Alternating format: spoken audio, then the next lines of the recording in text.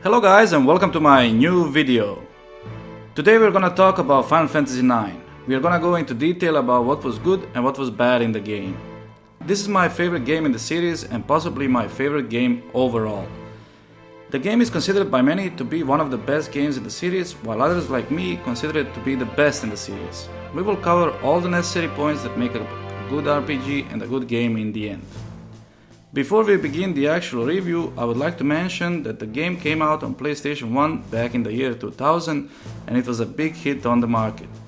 The biggest issue of the game was that it was developed alongside Final Fantasy VIII and in the end it did not sell as well as Final Fantasy VIII did. Nowadays we can find it on PlayStation 3 and PlayStation 4. The PlayStation 4 version has enhanced graphics and trophy support, but a lot of people find some of them to be absolutely ridiculous. With all of that being said, let's get to it and see what this game is all about.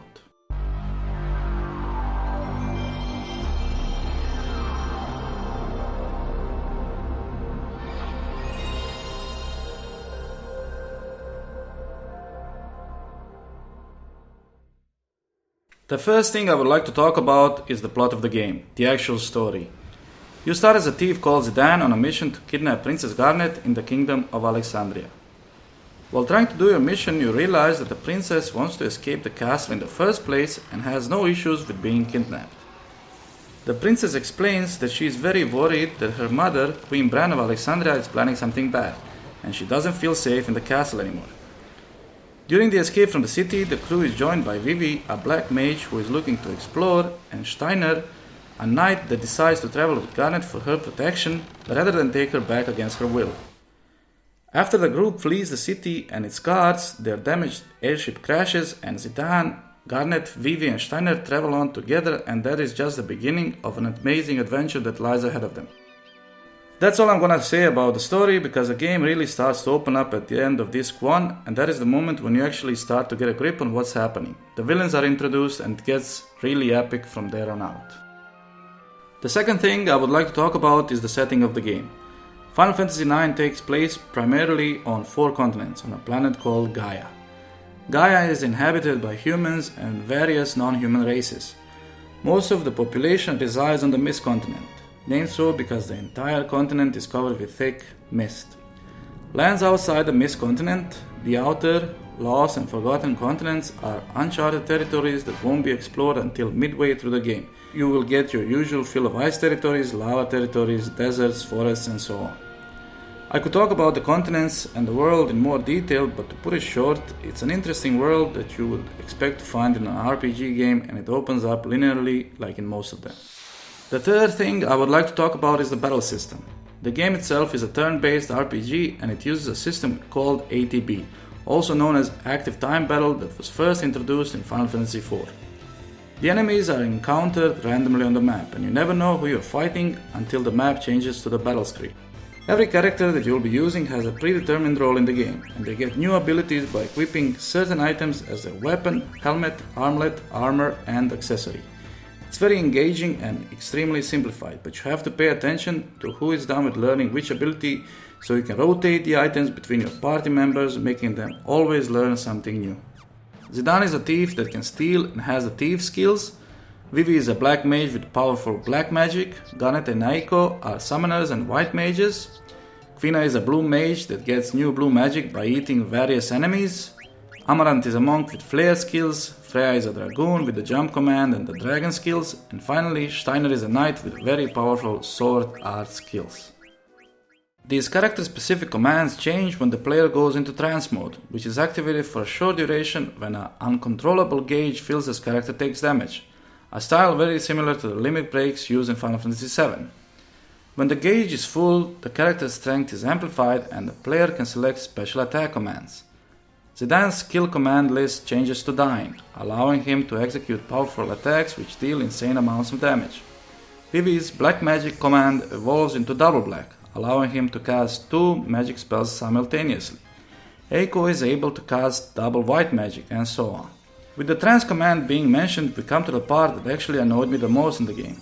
The thing is that the trance gauge fills every time an enemy hits you, and once you have sustained enough damage you go into trance. That wouldn't be a problem if you were able to save the trance and use it, for example, in a boss battle. But no, they literally make you use it in the battle in which you actually got it in.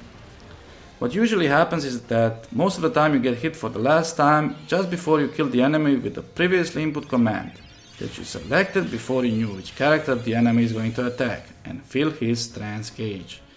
This causes a lot of frustrations because sometimes you are really trying to save trance for a boss battle, but then some miserable enemy makes you use it in the battle just before the boss. Once I realized that this is not a rare occurrence, I decided not to pay attention to the trance gauge and just play the game while ignoring trance. When I get it, I use it, and that's it. Now that we got the main things out of the way, let's talk about some additions to the game that make it a bit more addictive and rewarding. Of course, I'm talking about the side quests and minigames. During the game, you will encounter a lot of Muggles, and they'll be giving you letters that you need to deliver to other Muggles around the world, because their Mogden Central is not working anymore. It's not all that difficult since you'll be meeting them as you play the game. Some are slightly hidden, but mostly not. The thing that helps is the fact that Muggles allow you to save the game. You can buy items from them, well, not from all of them, but from some, and some of them will sell you special items on a discounted price. The reward for this side quest is okayish, but since you'll be doing it while you follow the main story, it ain't all that bad. The second side quest that I would like to mention that includes a lot of cool and useful items is the Chocobo Hot and Cold minigame. The point of the minigame is to use your Chocobo in an enclosed area to find as many items as possible. The way you do this is by running around the area with your Chocobo as you try to locate the items with his beak.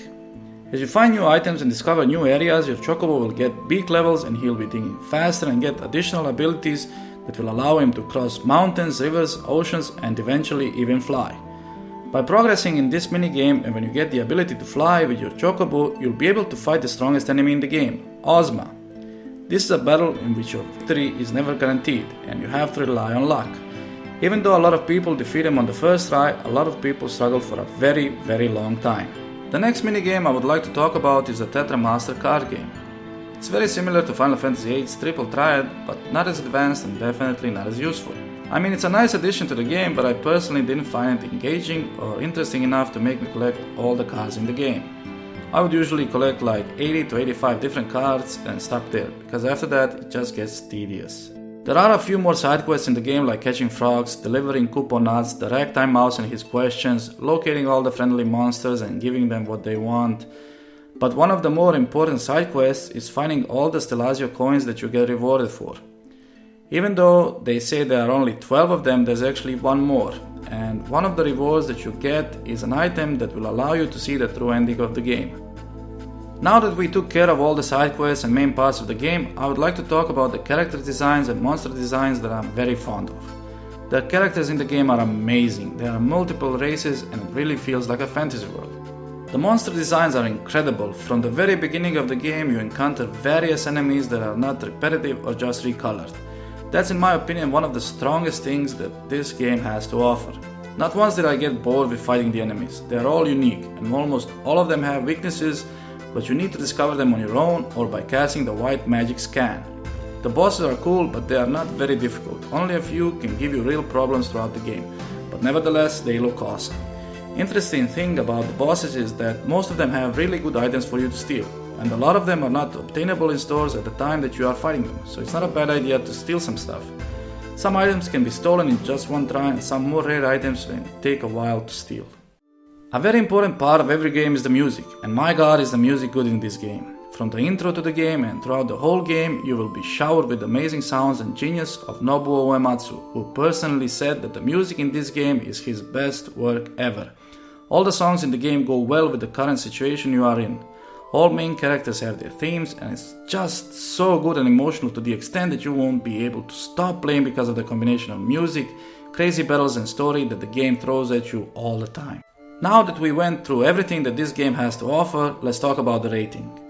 I personally think that the game is a masterpiece and it deserves at least 9.5 out of 10 on every list possible. But since I am a huge Final Fantasy fan and Final Fantasy IX is my favorite in the series, I will give it a 10 out of 10. Final Fantasy IX does have a few flaws like the trance issue and the disappointing final boss, but once you accept those flaws, you will love it. The part of the game that happens on disc 3 is my favorite part in all of gaming. It's absolutely incredible. I think that everyone should play this game and enjoy it because it's an amazing, life-changing experience.